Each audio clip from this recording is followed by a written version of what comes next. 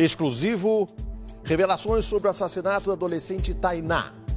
4 jovens são suspeitos, os policiais são acusados de praticar tortura e 1 ano depois o crime ainda é um mistério. O Domingo Espetacular teve acesso a 4 depoimentos que podem mudar os rumos da investigação. Tainá Adriane da Silva, 14 anos. Uma adolescente bonita, extrovertida. Estudava e trabalhava como manicure. Ela foi vítima de um crime brutal no município de Colombo, região metropolitana de Curitiba.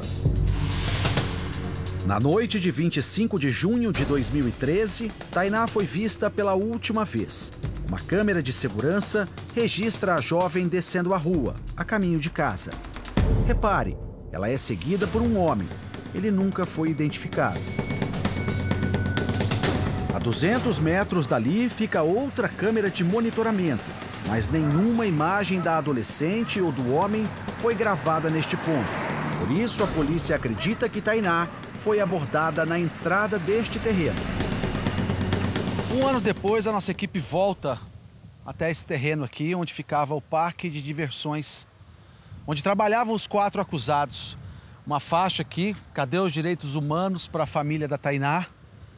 Aqui, o que restou de uma coroa de flores e coisas que ficaram ainda daquela época. Para a família, a dor ainda está muito presente. A mesma bagunça. A gente acorda chorando, a gente vai dormir chorando, a gente lembra dela ainda, a dor é como se fosse ontem. A gente não consegue entender ainda que passou 1 ano. A falta da Tainá, cada dia que passa, ela aumenta mais. 2 dias depois que Tainá desapareceu, uma denúncia anônima levou os policiais até 4 funcionários do parque. No dia seguinte, o corpo foi encontrado com sinais de asfixia e violência sexual. Os 4 rapazes confessaram que estupraram e mataram Tainá. Onde vocês mataram ela? Aqui? Foi perto da trave aqui, ó. Mataram como? Hã? Mataram como? Foi com... assim, com o braço, uma gravata. Sérgio Amorim da Silva Filho, hoje com 22 anos. Adriano Batista, 24 anos. O irmão dele, Ezequiel Batista, 22 anos. E Paulo Henrique Camargo Cunha, 25 anos, foram presos. Mas uma reviravolta na investigação mudou o desfecho do caso. A perita Jussara Joekel examinou o local do crime e concluiu que a adolescente não havia sofrido estupro. Ele estava com as vestes ordenadamente alinhadas no corpo, o que é incompatível de violência tanto física, no sentido de embate corporal, quanto de violência sexual. Ela foi morta por asfixia através do cadarço do tênis. A partir daí, os 4 acusados voltaram atrás, mudaram o depoimento e afirmaram que confessaram o crime sob tortura. Quando eles estavam segurando a plástica na cabeça, eles enchiam tapa pra cara, mas tapa, às vezes burro pra cá, daí burro pras costelas e chute pras costelas. Então, só que eles me acordaram no choque. Me deram mais umas 30 porradas mais ou menos na cara, cotovelado, e batia com os cacetetes que saíram na cara da gente, na cara, né? Assim, batia no corpo inteiro, cara.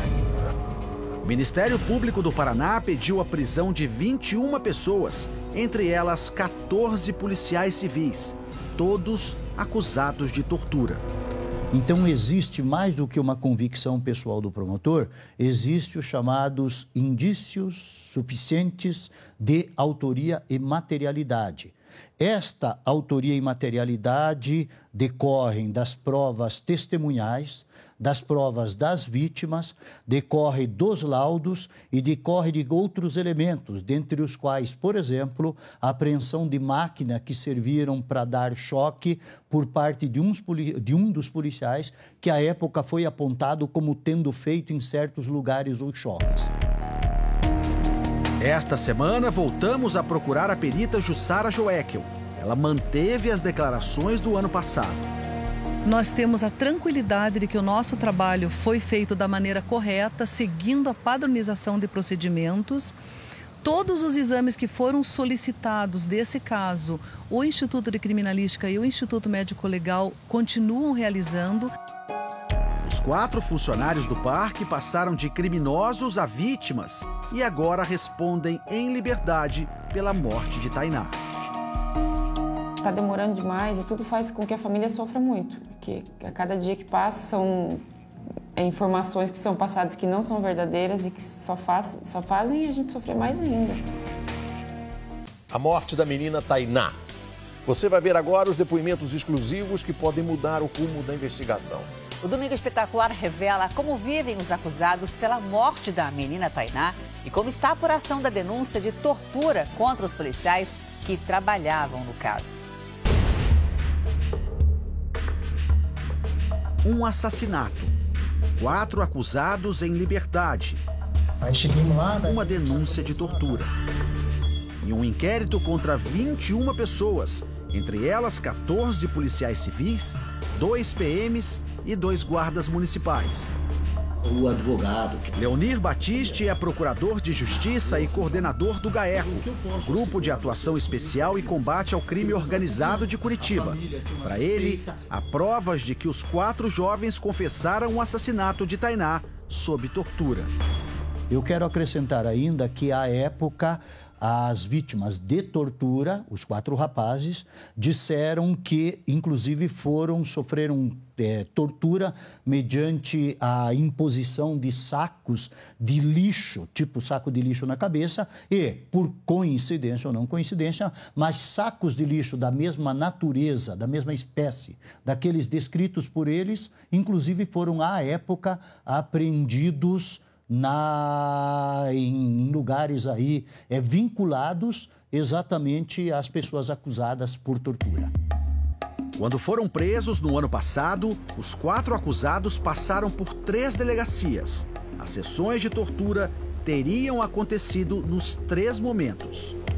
Já existe um processo contra policiais e contra outras pessoas acusados de tortura, notadamente da Delegacia de Colombo, posteriormente, em outro momento, na Delegacia de de Araucária e até mesmo em Campo Largo. São 3 situações em que a denúncia, isto é, a acusação do Ministério Público contra policiais e outros, são por tortura. Sobre a morte de Tainá, o Ministério Público, através de e-mail, informou que não se pronunciará sobre o caso. Entre os acusados de tortura está o delegado Silvan Rodinei Pereira. Ele ficou preso durante 4 meses. O senhor cometeu algum tipo de tortura com os 4 acusados da morte da Tainá? Nem com esses 4, nem com nenhuma outra pessoa. Eu não participei e eu acredito que o Ministério Público sabe a verdade, que eu não participei. O delegado relembra o encontro com os 4 acusados de matar Tainá. Eles perfilaram à minha frente e eu fui perguntando um por um qual a participação que eles tinham. E eles foram me contando. E eu não tive dúvida de que eram eles, mas o principal, o que era mais importante, é que eles estavam ali se identificando, para mim, sem nenhuma lesão, sem nenhum tipo de tortura física ou psicológica, com policiais à volta, com as portas abertas, com pessoas assistindo ali, porque a delegacia toda ela é muito improvisada. Aí eu falei, tudo bem, mas... O Domingo Espetacular teve acesso a vídeos exclusivos que você acompanha agora. São depoimentos de testemunhas que podem mudar o rumo das investigações mais uma vez. Não se permite as pessoas irem lá. Este religioso, que faz trabalho social em cadeias, afirma que os jovens não foram torturados. O senhor ouviu barulhos de agressões, gritos, máquinas de choque, algo que pudesse sugerir a prática de tortura? O senhor conhece a delegacia lá? Muito pouco. Então deixa eu explicar naquela delegacia. Todas as paredes daquela delegacia é comprensado, não é material. Qualquer tipo de tortura, qualquer grito, escutaria lá fora. O senhor presenciou algum dessas pessoas, desses policiais, agredindo algum preso? Não, nunca. No mesmo depoimento, ele diz que logo depois da prisão, os rapazes confirmaram para ele que mataram Tainá.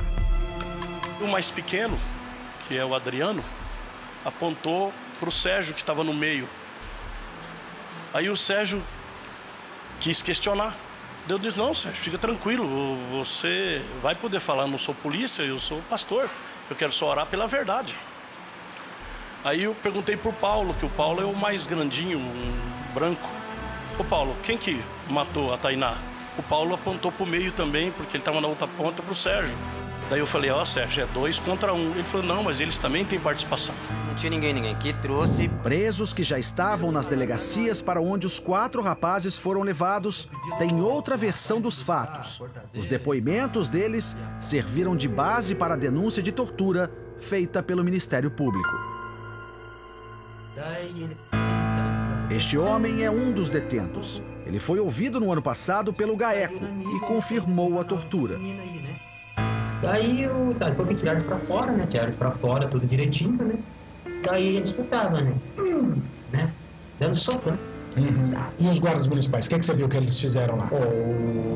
O guarda municipal, o que nós via chegar e batia, né? Os dois? Olha, ia um só. O outro ficava no canto. Vendo? Vendo. Tá, um batia como? Bateu uma vez ou bateu várias vezes? Dava chute, né? Vinha com aquele chicote, aquele choque, né? Vai, viu quem se matou, filha da mãe, né? Quando os rapazes apanhavam ali, eles apanhavam muito, eu digo assim, eles gritavam alto, assim, ou era uma coisa mais, tipo, segurava o grito, assim? Era... Depois a GAECO veio e mandou nós... Em maio deste ano, o mesmo homem falou à justiça, mudou o depoimento e disse que foi instruído a dizer que houve tortura. No GAECO lá eu falei, né, que eles mandaram pra lá, na verdade, né?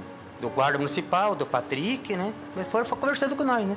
Não foi essa versão que o senhor deu aqui hoje? Não, foi outra versão, né? Foi o que mandaram falar lá, né? Mas os policiais, o senhor não viu nada, nenhum ato do policial contra eles? Não.